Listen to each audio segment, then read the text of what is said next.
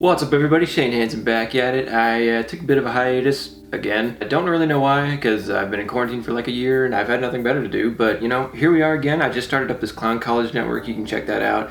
It'll be linked below. And so I just figured, hey, now's a better time than ever to start talking about movies again. As you can see from the title, it's the top 10 movies of the 2010s. Now this is just my list. It's not the correct one, it's just my opinion. Our opinions will be different as they always are, but this is just what I personally thought about all the great movies, and there were a lot. In fact, I have my top 10, but I have a bunch of honorable mentions in alphabetical order. My honorable mentions are 1917, Ford vs. Ferrari, Gone Girl, Hacksaw Ridge, Interstellar, Knives Out, La La Land, Logan, Room, and Winter Soldier. But without any further ado, here is the real top 10. Number 10, I have A Beautiful Day in the Neighborhood. This is the Tom Hanks biopic of Mr. Rogers when he comes into this guy's life and really changes it for the better. This movie is one that I don't think is like the 10 best movies of 2010s, but the reason I have it in my top 10 is because it was so impactful for me. It just meant a lot to me because I, like so many others, grew up watching Mr. Rogers, and I still admire him to this day. It's just seeing a movie like this about how he impacted a person just in their everyday life and became friends with them and kind of changed the way they see the world. And it was really special to see because I think we always imagine Mr. Rogers doing stuff like that. So, seeing it come to life on film and just the inspiring story that it was really special to me.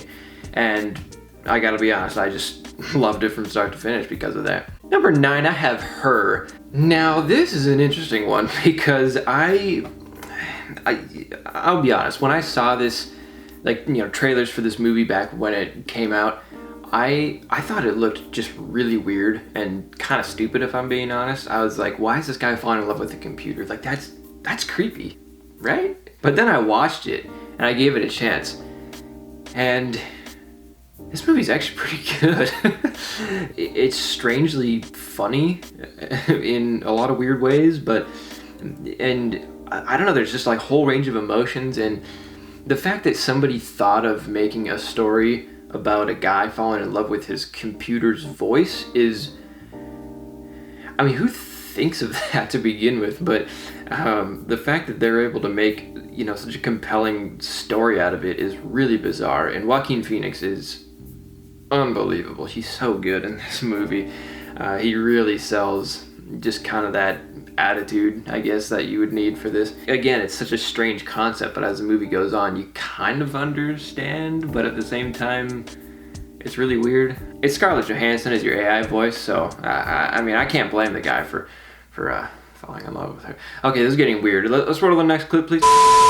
Number 8, Zootopia. Gotta put an animated movie in here, and this one definitely deserves to be in the top 10 for me, at least. I love this movie. So good, so good. There was so many undertones of like racism and whatnot throughout this movie, with kind of the stereotypes of different animals like foxes and rabbits in particular being at the forefront of it. Not to mention, the cast is fantastic, and the look and the world is incredible. Having this city of animals with like 4 different biomes. There's the snow jungle and the desert, and then there's like the city. That was just really cool because it feels like there's all these districts and neighborhoods within it. And it was just really fun to see all that. I could go on and gush about this movie and the fun adventure they go on, but we don't have time for that, so let's move on to number 7, shall we? Number 7, I have A Star is Born. This is the 4th version, I think. Yeah, the 4th version of this movie. I would imagine you get to the 4th one and it kind of loses steam. Look at The Lion King, which couldn't even land on the 2nd version, but this movie just killed it. It's such an emotional roller coaster, really, from start to finish. The cast is unbelievable. They're so good. I mean, it's such a tragic story, but it's one that I think should be told because it, you know, drug abuse and depression and whatnot is very common amongst, you know, famous celebrities. But we just kind of ignore it, I think, because, you know, we think that they have these great lives and whatever. But, you know, what happened to Bradley Cooper's character in this is really pretty common. Aside from that, Bradley Cooper's directorial debut, he knocked it out of the park. The cinematography is really cool. Of course, it's written very well. And also I'm a music guy, so, you know, having some cool concerts in there, that was fun as well. Number 6, I have The Martian. Many scientists and astronomers say that this is like the most scientifically accurate science fiction movie ever. And I can kind of see why. You know, there's definitely great attention to detail in this thing. You know, this is another one of those movies like Her, where I wasn't really expecting to enjoy it that much, because it's just kind of not a weird story, but it's something that doesn't feel like it would be all that exciting. But they really dive so deep into this character, because you gotta imagine spending that much time alone on another planet, wondering if you'll ever even be rescued. That would put a toll on your mental health. I mean, just look at us with quarantine and whatnot, and how depressed some of us have gotten. I mean, that's like a whole nother level. I honestly feel like if somebody was on Mars in that situation, that's probably about how it would go down. Ultimately, just a great, you know, kind of sci-fi, you know, survival movie. Number 5, I have The Revenant. From the same year, 2015, The Revenant is a very chilling story, really. Based on a true story. There's not a lot documented about it, so we don't really know how much of it is true, but it's still, you know, based on a true idea. Anyways, this movie was filmed by Alejandro. How do you pronounce his last name? We're just gonna call him Alejandro G.I. There we go. He's known for doing kind of these, you know, very long takes. Normally in a movie, shots last like 2-3 seconds and we cut. But this movie, I mean, it has some takes that go on for like 2-3 minutes. And of course, it's nothing like 1917 where they have the whole one take feel, but still, knowing that they did all of this out in, you know, in Canada or Alaska or wherever, you know, actually in the mountains, in the snow, and the fact that they were freezing and used only natural light, it just really makes it feel so much more real. I remember watching this movie, and I just, as it went on, I just felt increasingly like colder and just like tense, because I felt like this guy was actually there doing this, because, well, he was. Leonardo DiCaprio definitely deserved the Oscar that he got for this. Wow, what can you say about that? Number 4, I have Infinity War. Going back to 2018 here. This is a comic book movie that really met expectations, but also went beyond them, if I'm being honest. You know, I said it in my other video, I've never had a theater experience like this. Just how grand and epic this movie was. If you want more of my thoughts on this movie, you can go check out that video. But yeah, this is incredible movie all around. Number 3, I have Mission Impossible Fallout, also from 2018. This movie, oh man, this movie is just nuts.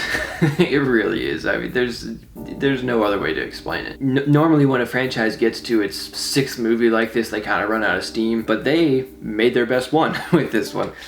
Tom Cruise, he's still got it. This movie it's just full of so many insane twists and turns, incredible action sequences that I just can't even imagine how they pulled them off. Also, the cinematography is gorgeous, especially for an action movie. I mean, it's so warm and vibrant, and it's so good. If you haven't seen this movie, you gotta see it. I know a lot of people don't like to watch Tom Cruise movies because they don't like him, which I get that, but this one is definitely worth it, trust me. Number 2, Inception. Had to have a Christopher Nolan movie on here. This was a mind bender, to say the least. I mean, what can I say about this movie that hasn't already been said? It has this really genius, you know, like sci-fi concept, which in and of itself is great, but then, you know, it finds ways to infuse character and heart into it that I wouldn't have expected. And I mean, everything about this movie is just mind-blowing, because it's like people don't even know how it really ended. and that's kind of how I feel about the whole movie, where it's like, what did I really just watch? You know, I mean, you really gotta like think about it, and that's what's so good about it. It's just, it really makes you think. The visuals, all the practical effects they use with like the turning hallway and the city kind of collapsing in on itself, it's genuinely crazy. It kind of gives you anxiety a little bit when you're watching it, but boy, is it good. And number one from 2014, Whiplash. Yes, I have this one above Inception. It's close, it is, but I like Whiplash a little bit more for a couple of reasons. One, I think it's underappreciated. Most people I talk to about this movie have never even heard of it, which is why I think it's worth mentioning up here. And also, if you don't know, I'm a jazz musician. I play drums, so, you know, it was really cool to see a movie about drums. You would think that wouldn't make for a very interesting film plot, but somehow it does. I mean, it's because it's not really necessarily about just the drums, but it's about him wanting to be perfect or be like exceptional at his art form and just obsessed with doing it. And of course, his professor is one of the scariest guys ever. He is genuinely terrifying, and he really pushes him to be, you know, the next great, like way beyond his limits. And it just makes for such a dark and twisted story. It's really good. It's really, really good. Not to mention the the cinematography and the editing are terrific. They have so many unique takes of this band, and I mean, hundreds and hundreds of these different clips that they edit together so seamlessly. It's really cool. So much of the tone of the movie is set by, you know, the lighting and just how kind of like dark and drab it is, which is really cool. So that's my top 10. Like I said, a lot of good choices, but you know, those are the ones that just meant the most to me and had the biggest impact on me. So you know, I want to hear from you guys though. What do you think are the 10 best movies, or even the 10 worst movies? I don't care. You know, let's talk about it. Leave a comment, and we'll see you in the next video. Take care.